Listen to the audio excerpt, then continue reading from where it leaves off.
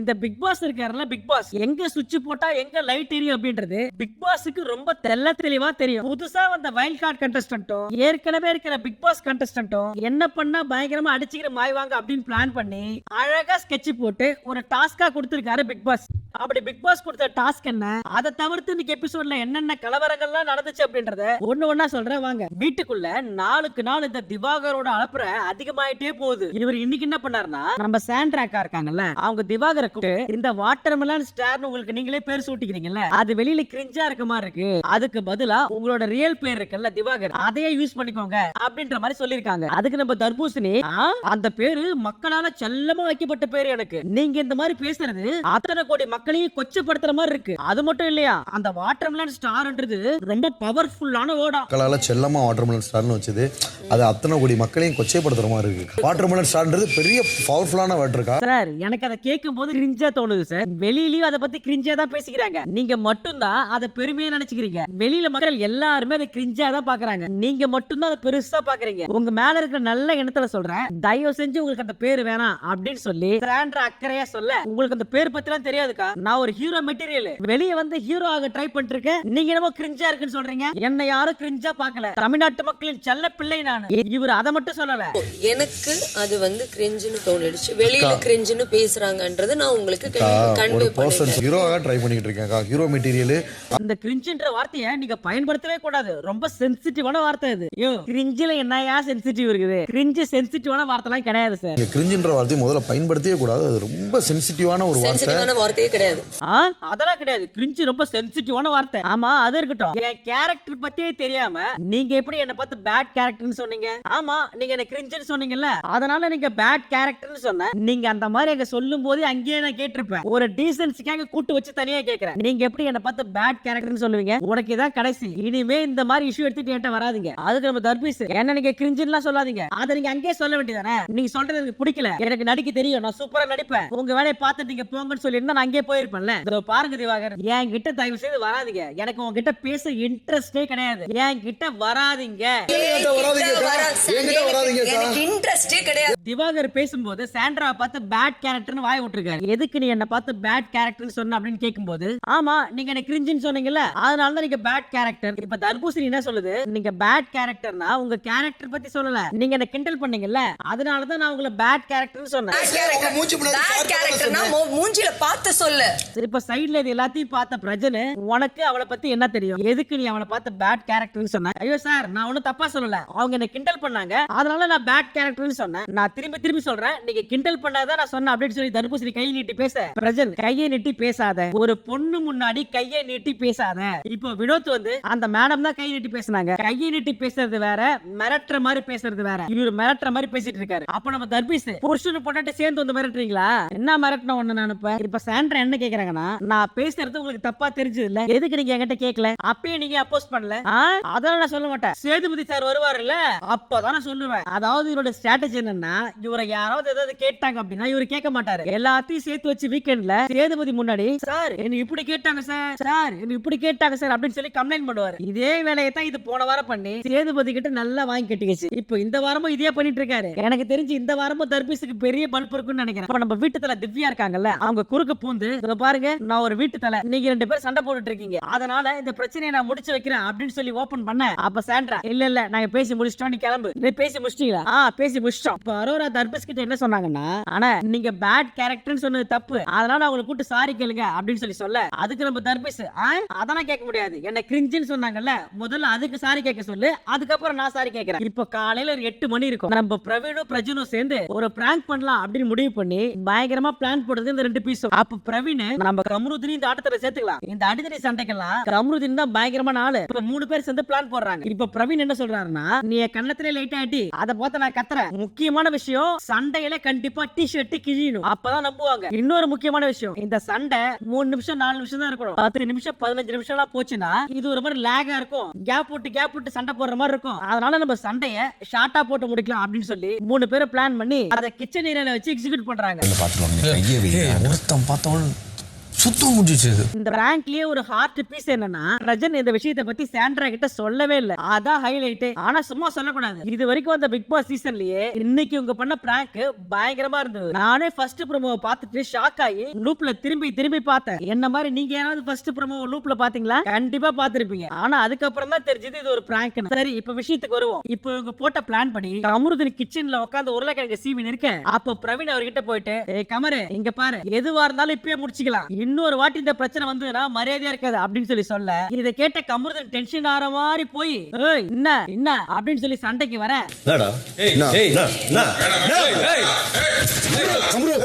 வீட்டுல இருக்கிற எல்லாரும் சேர்ந்து பயந்து 2 பேரும் பிரிச்சு விடுறாங்க. சும்மா சொல்லக்கூடாது. 2 பேரும் ஆக்டிங் பயங்கரமா போட இவங்க பிளான் படியே பிரஜன் வந்து தடுத்து விட, அப்ப பிரவீன், ஆனா எல்லாத்துக்கும் காரணம் நீதான், எல்லாத்துக்கும் காரணம் நீதான். இப்போ இவங்க பிளான் என்னன்னா கமருதீன் வந்து பிரவீன் அடிக்கணும், லைட்டா கண்ணத்துல அடிக்க சொல்லி தான் பிளான். ஆனா கமருதீன் இதான் சாக்குன்னு சொல்லி ஓடந்து பொழிச்சுன்னு ஒண்ணு வைக்க, அவ்வளவுதான். பிரவீனுக்கு 2 நிமிஷம் கிர்ன்னு ஆயிடுச்சு.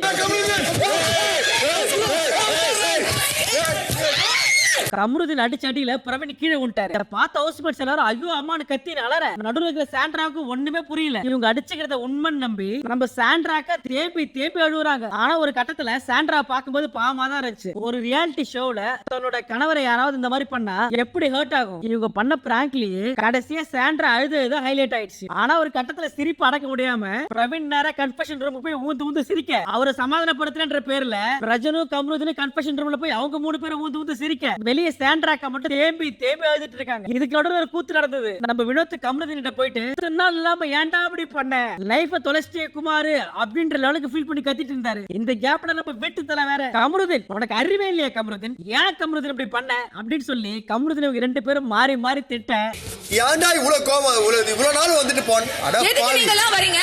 ஆனா அந்த கமருதீன் பைப்புல எப்படிதான் சிரிப்பு அடக்கிச்சோ சத்தியமா தெரியல. கன்ஃபெஷன் ரூமுக்குள்ள பிரஜனும் கமருதீனும் வந்த உடனே பிரவீன் கமருதீனை பார்த்து, டேய் உன்னை லைட்டா தாண்டா அடிக்க சொன்னேன், ஓங்கி பொழிச்சுன்னு ஒண்ணு வைக்கிறேன், வலி தாங்க முடியல அப்படின்னு சொல்லி 3 பேரும் உள்ள விழுந்து சிரிக்கிறாங்க. மனுஷனடா நீ, ஏண்டா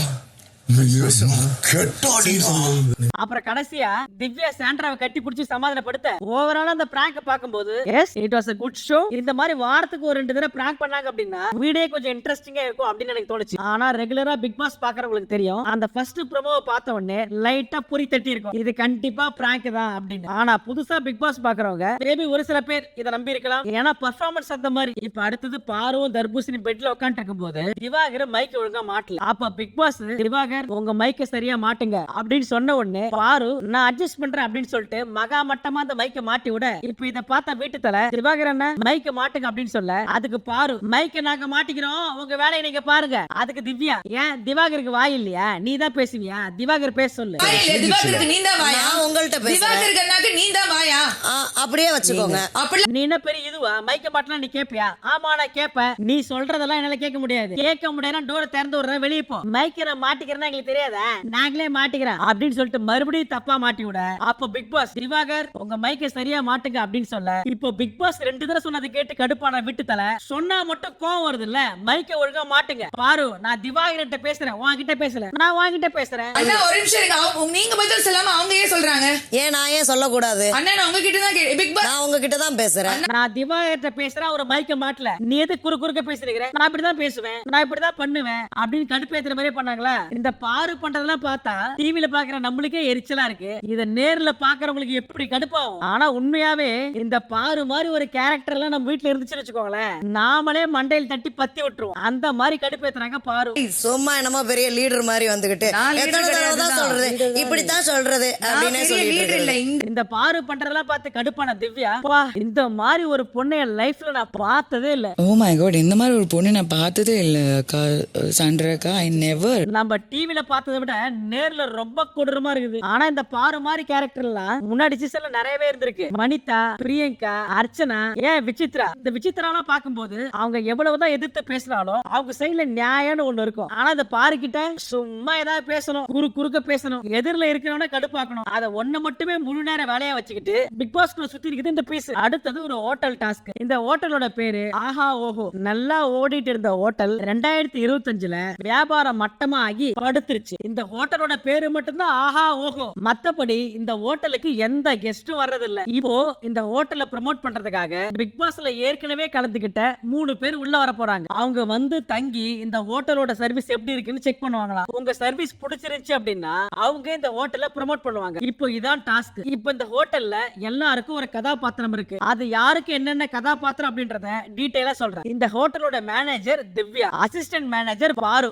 அம்மா இதை கேட்ட உடனே பாரு செம ஹாப்பி. ஏற்கனவே திவ்யா எப்ப சிக்கும் வச்சு செய்யலாம் அப்படின்னு சொல்லிட்டு வெறி கொண்டு காத்துக்கிறாங்க. அவங்க கிட்ட போய் தொக்கா தூக்கி கொடுத்த மாதிரி அசிஸ்டன்ட் மேனேஜர் பதவி தூக்கி பாரு கையில குடுத்துட்டாங்க. இந்த ஹோட்டலோட head chef Sandra, assistant chef Divakar, Vinod, Viyana, cleaning head Prajan, அவங்களுக்கு assistant Kani and Tushar, bathroom cleaning head வந்து அமித், அவங்களுக்கு assistant FJ and Aurora, vessel washing head Vikram, அவங்களுக்கு assistant Kamarudeen and Kemi, reception Ramya, room service Subi and Praveen, அப்புறம் கடைசியா குட் லுக் ஸ்டாச்சு ஹோட்டல் வாசல்ல சில மாதிரி ஒருத்தங்க நிப்பாங்கல்ல அதுதான் சபரி. இப்போ ஒரு நாள் இறுதியிலும் எந்த எம்ப்ளாயி சூப்பரா பெர்ஃபார்ம் பண்றாங்களோ அவங்களுக்கு ஒரு ஸ்டார் கிடைக்கும். வார இறுதியில யார் அதிகமான ஸ்டார் வச்சிருக்காங்களோ அவங்கள 2 பேரு தலை போட்டிக்கு நேரடியா பங்கேற்கலாம். இப்போ திவ்யாவை எப்ப பழிவாங்கலாம் அப்படின்னு காத்து இருந்த பாருக்கு பிக் பாஸ் ரூட் போட்டு குத்துறாரு. இப்போ திவ்யா மைக்கை கொஞ்சம் கீழே இறக்கி மாட்டிருந்தாங்க. அப்போ பிக் பாஸ் திவ்யா உங்க மைக்கை சரியா மாட்டுங்க அப்படின்னு சொன்ன உடனே பாருக்கு ஒரே குஷி. இப்போ திவ்யாவை பார்த்து வெறுப்பேற்றதுக்காக நக்கலா பாரு சிரிக்க. இப்போ திவ்யாவுக்கு என்ன சொல்றதுன்னே தெரியல. மைக்கை நான் மாட்டிக்கிறேன்,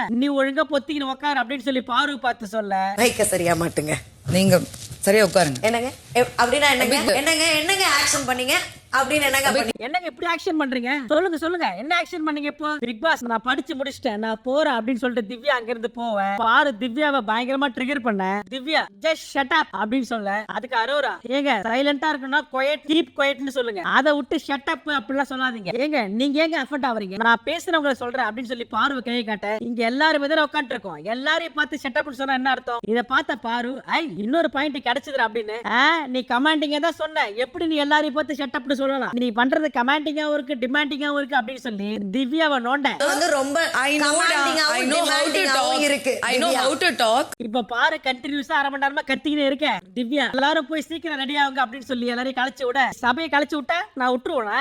ஐய் நில்லு, நீ என்ன ஆக்ஷன் பண்ண அப்படின்னு சொல்லி திவ்யா பின்னாடியே போவேன். என்ன ஆக்ஷன் அது திவ்யா?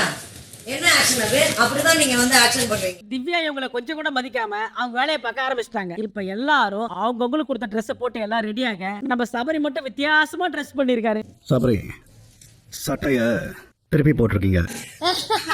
இப்போ எல்லாரும் ரெடி ஆகிட்டு இருக்கும் போது பாரு கையில ஒரு வாழைப்பழத்தை வச்சுக்கின்னு Bigg Boss I love you big Boss, எனக்கு சூப்பர் ரோல் கொடுத்துக்கிறீங்க, இத வச்சுக்கின்னு அந்த மேனேஜர் என்ன பண்ற பாருங்க, ஃபுல் ஃபோக்கஸ் ஃபுல்லா மேனேஜர் தான் அப்படின்னு கையில ஒரு வாழைப்பழத்தை வச்சுக்கின்னு டாஸ்க் ஆரம்பிக்கிறதுக்கு முன்னாடி இவங்க ஆரம்பிச்சிட்டாங்க. Boss I love you big boss எப்படி பண்றேன்னு பாருங்க, மேனேஜர் தான் எனக்கு இன்னைக்கு ஃபுல் ஃபோக்கஸ் மேனேஜர் தான். இப்போ பிக் பாஸ் கெஸ்ட் வர்றதுக்கு இன்னொரு 10 நிமிஷம் தான் இருக்கு, எல்லாம் ரெடியானு செக் பண்ணிக்கோங்க அப்படின்னு சொல்ல அப்ப நம்ம திவ்யா பாரு கூப்பிட்டு பாரு உள்ள போய் எல்லாம் கரெக்டா இருக்கான்னு செக் பண்ணிட்டு வாங்க.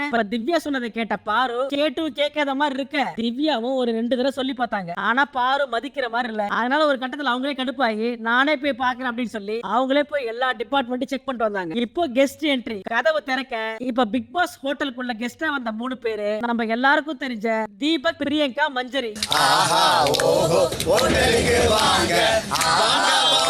இவங்க ஹோட்டலுக்குள்ள போறதுக்கு முன்னாடியே வெளியே சில மாதிரி இருந்த சபரியை பார்த்து எல்லாரும் மொத்தமா ஒண்ணு கூடி கலாய்க்க நம்ம சபரி அசையவே இல்லையே, அப்படியே ஃப்ரீஸ் ஆகி ஒரே பொசிஷன்ல நின்று இருக்காரு. நம்ம எல்லாரும் எதிர்பார்த்த மாதிரியே மேனேஜரை பேச விடாம பாரு அக்காவே தனியா பெர்ஃபார்ம் பண்ணிட்டு இருக்காங்க. வந்த கெஸ்ட் எல்லாரும் கூட்டு போய் பெட்ரூம் சுத்தி காட்டி இது எங்க பெட்ரூம் சார், கலரே ஒரு பிரீமியம் கலர் சார், இங்க பாத்ரூம் இருக்கு, ஜக்கூசி இருக்கு, கக்கூசி இருக்கு, அது மட்டும் இல்ல இங்க ஸ்பாவும் இருக்கு. ஓ ஸ்பாலாம் இருக்கா? உங்களுக்கு கழுத்து வலி, கால் வலி, காது வலி இருந்தா என்கிட்ட சொல்லுங்க, நான் கியூர் பண்ணி விடுறேன் அப்படின்னு சொல்ல அப்ப மஞ்சரி பாரு ஒரு நோஸ் கட் பண்ணாங்க பாருங்க. காது வலிக்கு வந்து நான் வேணா ஏதாவது உங்களுக்கு ஏதாவது கம்மியா பேசுவீங்க இப்ப எஃப்ஜே வந்திருக்கிற கெஸ்ட் இம்ப்ரெஸ் பண்றதுக்காக மேம் பிரியங்கா மேம் உங்களுடைய சிரிப்பு எனக்கு ரொம்ப பிடிக்கும், நான் உங்க சிரிப்பை வச்சு ஒரு பாட்டு பாடவா அப்படின்னு சொல்லி கேட்க பிரியங்காவும் பர்மிஷன் கொடுக்க எஃப்ஜே சூப்பரா பிரியங்கா மாதிரி இமிடேட் பண்ணாரு. இப்ப நம்ம சீஃப் குக் இருக்காங்கல்ல சாண்ட்ரா, அவங்க வந்து கெஸ்ட் கிட்ட மேம் உங்களுக்கு என்ன வேணும் சொல்லுங்க, உங்ககிட்ட என்ன இருக்குது ma'am, we have a sambar rice புளி சாதம் இப்படி லைனா லிஸ்ட் போட வியானாவும் தன் பங்குக்கு புளி சாதம் இருக்கு, தயிர் சாதம் இருக்கு, காரக்குழம்பு சாதம் இருக்கு, என்ன சாப்பிடுறீங்க? எங்ககிட்ட வெஜிடேரியன்ல ஃப்ரைட் ரைஸ், புளி சாதம், தயிர் சாதம், காரக்குழம்பு சாதம். அப்ப நம்ம தீபக் என்னங்க வெஜ்ஜா சொல்லி நிக்கிறீங்க, நான்வெஜ் எதுவும் இல்லையா? நான்வெஜ் தானே, தோ போட்டு தர சார் அப்படின்னு சொல்லி நேரா உள்ள போய் 2 முட்டை எடுத்து அவிச்சு நிக்கிறாங்க. இப்ப நம்ம பிரியங்கா சும்மா இல்லாம திவாகர் கிட்ட போயிட்டு உங்க ஹோட்டலோட ரிவ்யூ எல்லாம் படிச்சேன், அப்போ நீங்களும் அந்த வினோத்து பண்ற காமெடி எல்லாம் பயங்கரமா இருக்கு, ஏகப்பட்ட ஃபேன்ஸ் இருக்காங்க வெளில உங்களுக்கு. இதை கேட்டு நம்ம தர்பீஸ் மேம் உண்மையாவா சொல்றீங்க, தெரியாதா உங்களுக்கு வெளிய இருக்கிற வாட்டர்மெலன் எல்லாத்துலயும் உங்க ஸ்டிக்கர் தான் ஒட்டி வித்து நிக்கிறாங்க. இதை கேட்ட வாட்டர்மெலன் சார் எனக்கு இன்னொரு பேர் இருக்கு சார். ஐயோ சார் போதும் சார், இந்த ஒரு பேரே போதும். இல்ல நீங்க வேணான்னு சொன்னாலும் நான் சொல்லியே தீருவேன் அப்படின்னு தமிழ்நாட்டின் நடிப்பு ஐயோ சார், இந்த நடிப்புடைய தாகம் என்ன மீறி போய்கிட்டே இருக்கு, என்னால அந்த தாகத்தை அடக்கவே முடியல. நடிப்போட தாகம் என்ன மீறிக்கிட்டே போகுது. ஒரு கிளாஸ் தண்ணி கொடுங்க. போற முடியல, அதுலயே எவ்வளவு முடியல. இப்ப பிரியங்கா துஷார பார்த்து ஏங்க நீங்க ஒரு சிம்பு ஃபேன் கேள்விப்பட்டேன், உண்மையாவா? ஆமா மேம், நான் ஒரு பயங்கரமான சிம்பு ஃபேன் அப்படின்னு சொல்லி நான் சிம்பு மாதிரியே சூப்பரா டான்ஸ் ஆடுவேன், பாக்குறீங்களா? இப்ப வந்திருக்கிற கெஸ்ட் சாப்பிடுறதுக்கு குக் எல்லாம் சேர்ந்து ஏதோ சமைச்சு கொடுக்க, இப்ப ரூல் படி கெஸ்டுக்கு ஏதாவது சர்வ் பண்ணணும் அப்படின்னா ரூம் சர்வீஸ் தான் சர்வ் பண்ணணும். ஆனா பாரு எல்லாத்தையும் சர்வ் பண்ண இத பார்த்து கண்டுப்பான பிரவீன் பாரு இங்க வாங்க அப்படின்னு சொல்லி கூப்பிட்டு இத பாருங்க நானும் சுபிக்ஷாவும் ரூம் சர்வீஸ், அவங்க ஏதாவது கேட்டாங்கன்னா நான் தான் கொண்டு போய் கொடுக்கணும், நீங்க இல்ல. ஒரு அசிஸ்டன்ட் மேனேஜர் எல்லாம் பண்ண மாட்டாரு, நீங்க தேவையில்லாம என் வேலையில இன்டர்ஃபியர் ஆகாதீங்க அப்படின்னு சொல்லி பிரவீன் சொல்ல அப்படிதான் பண்ணுவேன், உன்னால என்ன பண்ண முடியுமோ பண்ணிக்கோ அப்படின்னு சொல்லி பாரு சொல்லிட்டு இடத்த விட்டு போவேன். சும்மா நடந்து போற பாரு பார்த்து பிரவீன் அந்த பயம் இருக்கணும் அப்படின்னு சொல்ல பாரு திரும்பி வந்து என்ன சொன்ன, பயம் இருக்கணுமா? ஆமா என்ன பார்த்து நீ பயப்படல, அதனால தான் சொன்னேன் அந்த பயம் இருக்கணும் அப்படின்னு. மேடம் அந்த பயம் இருக்கும். என்னது என்ன பயம் இருக்கணும்? நான் எப்படா உன்னை பார்த்து பயந்தேன்? பின்ன இப்ப பாரு நீயே பெர்ஃபார்ம் பண்ணிட்டு இருந்தா, எங்க வேலையை எங்களை பார்க்க விடு, நீ மட்டும் தனியா பெர்ஃபார்ம் பண்ணாத, புரியுதா? எல்லா டைமும் உன்னை பார்த்து பயந்து அடங்கி போகணுமா? இப்ப நான் சொல்றேன் அந்த பயம் இருக்குல்ல போ. அப்படியே கட் பண்ணா விக்ரம் வந்திருக்கிற கெஸ்ட் இம்ப்ரெஸ் பண்றதுக்காக ஒரு ஸ்கிட் மாதிரி பண்ணிட்டு இருக்காரு. அந்த ஸ்கிட் என்னன்னா இப்ப விக்ரம் தான் வெசலாம், இப்ப அந்த வெசல அந்த ஹோட்டல்ல வேலை செய்யறவங்க எப்படி அதை கிளீன் பண்ணுவாங்க அப்படின்றத ஒரு ஸ்கிட் மாதிரி பண்ணி காமிச்சாரு. அதை எடுத்து அரைச்சு என்ன தனியா பாக்ஸிங் பண்ணிட்டு இங்க வந்து பண்ணி தொலையடா. நம்ம தீபக் உள்ள வரும்போது பார்வை வச்சு செய்யணும் அப்படின்னு முடிவோட தான் வந்திருக்காரு. அப்ப தீபக் பார்வை பார்த்து திருந்தாத ஜென்மங்கள் அப்படி ஒரு பாட்டு இருக்குல்ல அதை பாடுங்க அப்படின்னு சொல்லி கேட்க பாருக்கு நல்லா புரிஞ்சு போச்சு தீபக் நம்மள கலாய்க்கிறாரு அப்படின்னு. சாரி சார் எனக்கு அந்த லிரிக்ஸ் தெரியாது அப்படின்னு சொல்ல அவங்களுக்கு தெரியல என்ன நான் பாடுறேன் அப்படின்னு சொல்லிட்டு ஜென்மங்கள் இருந்தென்ன லாபம். பாரு பார்த்த கனி அந்த பாட்டு பாட இப்ப பாரு கனிக்கு ரிப்ளை கொடுக்கும் விதமாக அவங்க ஒரு பாட்டு பாடினாங்க. அது நடந்து விட்டால் இந்த தேவனும் தேவனும் தர. அப்படியே கட் பண்ணா ரம்யா வந்திருக்கிற கெஸ்ட் இம்ப்ரெஸ் பண்றதுக்காக ஒரு டான்ஸ் பெர்ஃபார்மன்ஸ் பண்ணாங்க. ஹோட்டலுக்கு உங்க எல்லாரும் இப்ப சபரி சிலை கெட்டப்ல வந்து நிக்க திவ்யா பிரியங்கா கிட்ட மேம் இந்த சிலை கெட்டப்ப வேற யாருக்காவது கொடுத்திருக்கலாம், வேற ஒருத்தவங்களை எதிர்பார்த்த அப்படின்னு சொல்ல வேற ஒருத்தவங்களா யார் அது? பாரு அங்க இருக்கும்போது இன்டைரக்டா திவ்யா பாரு தான் சொல்றாங்க அப்படின்னு பாருக்கு தெரிஞ்சு போச்சு. நீங்க தான் ரொம்ப தைரியமான ஆளாச்சு சொல்லுங்க அப்படின்னு சொல்லி கேட்க இப்ப பிரியங்கா பாரு முன்னாடி சொல்ல தயக்கமா இருந்ததுன்னா நான் பாரு வேணா தெரித்தி விடுறேன் அப்படின்னு சொல்லி பாரு தெரித்தி விட இப்போ திவ்யா பாரு கிட்ட ஐயோ மேம் இந்த ஸ்டாச்சு கெட்டப்ப பாருக்கு கொடுத்தா பக்கராவா இருந்திருக்கும், நாங்க எல்லாருமே பாருக்கு தான் கொடுப்பான்னு எதிர்பார்த்தோம், ஆனா இந்த பிக் பாஸ் அறிவு இல்லாம அந்த கெட்டப்ப தூக்கி சபரிக்கு கொடுத்துட்டாரு. இதை கேட்ட தீபக் நான் வேணா பிக் பாஸ் கிட்ட சொல்லி அந்த கெட்டப்ப பாருக்கே கொடுக்க சொல்றேன். ஐயோ சார் அப்படி செஞ்சீங்கன்னா கோடி புண்ணியமா போகும். இப்ப இவங்க எல்லாரும் சேர்ந்து நோஸ் கட் பண்ணி பாரு அங்க அனுப்பிச்சாங்கல்ல, அப்ப பாரு கமருதீன் கிட்ட போயிட்டு நான் ஒரு அசிஸ்டன்ட் மேனேஜர் தானே, நான் சொன்ன இந்த வீட்டுல யாருமே எதுவும் கேட்க மாட்டாங்க, நான் ஏதாவது சொன்னா நான் மேனேஜர் கிட்ட பேசிக்கிறேன், நீ சொன்னாலும் நான் கேட்க மாட்டேன் அப்படின்னு சொல்லி எல்லாருமே என்ன அசிங்கப்படுத்துறாங்கன்னா இந்த வீட்டுல இருக்கிற வேலைக்காரங்க ஒருத்தர் கூட என்ன மதிக்க மாட்டாங்கன்னா எல்லாரும் சேர்ந்து என்ன கார்னர் பண்றாங்க அப்படின்னு சொல்லி கமருதீன் கிட்ட புலம்ப. இப்ப வந்திருக்கிற கெஸ்ட் எல்லாரையும் கூட்டி லிவிங் ஹால்ல உட்கார வச்சு நீங்க நல்லா பெர்ஃபார்ம் பண்ணீங்க அப்படின்னா உங்க எல்லாருக்கும் ஸ்டார் கொடுப்போம், ஆனா அங்க ஒரு ட்விஸ்ட் இருக்கு, நீங்க எங்களை சரியா கவனிக்கல அப்படின்னா கொடுத்த ஸ்டாரை திருப்பி எடுக்கவும் எங்களுக்கு உரிமை இருக்கு. அப்போ இவங்க சொல்றதெல்லாம் வச்சு பாக்குறப்போ இவங்க இன்னைக்கு கிளம்புற மாதிரி தெரியல, எனக்கு தெரிஞ்சு இன்னும் ஒரு 2 நாளைக்கு இந்த 3 பீஸ் இந்த வீட்டுக்குள்ளதான் இருக்கும்னு நினைக்கிறேன். இப்ப இவங்க 3 பேரும் பெட்ரூம்ல ஒரு டிஸ்கஷன் பண்றாங்க. இப்ப இவங்க எல்லாரும் சிரிச்சிட்டு இருக்கிறத பார்த்து இவங்க இப்படி இருக்க மாட்டாங்களே, இவங்க எப்பவுமே சண்டை போட்டு தானே இருப்பாங்க, ஒருவேளை நம்ம நம்ம கெஸ்டா வந்திருக்கிறோம் அப்படின்னு சொல்லி எல்லாருமே சிரிச்சு சிரிச்சு பேசுறாங்களோ, ஐயோ இது டாஸ்க் இல்ல, அவங்களுக்கு ஸ்டார் வேணும், அவங்க அமைதியா பெர்ஃபார்ம் பண்ணாதான் அவங்களுக்கு ஸ்டார் கிடைக்கும். ஆனா ஒண்ணு நோட் பண்ணியா, இந்த உள்ளுக்குள்ள எல்லாருக்கும் கோல்டு வார் போயிட்டு இருக்கு. பேசும்போதே சர்காஸ்டிக்கா பேசிருக்காங்க. நிறைய இடத்துல இவங்க மார்க் பண்ற மாதிரி பேசினாலும் ஆனா எங்கேயுமே யாருமே ட்ரிகர் ஆகல.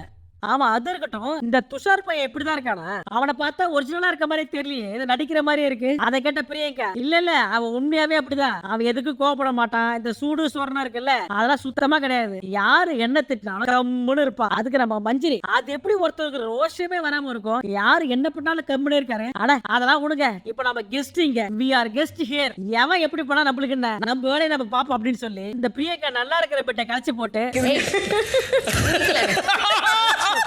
ரூம் சர்வீஸ கூட்டு, இது பாருங்க இந்த பெட்ல ஸ்வாம் வைப்பாங்கல்ல, ஸ்வாம் அந்த மாதிரி ஷேப் வச்சு கொடுங்க அப்படின்னு சொல்லி கேட்க, நம்ம ரூம் சர்வீஸ் வச்ச ஷேப் நீங்க பாக்கணுமே. ரெண்டு இந்த குழா போட்டுல அது செஞ்சுக்கிறாங்கன்னு நினைக்கிறேன். இப்போ பிடிங்க, நான் அதெல்லாம் செட் பண்றேன். இதை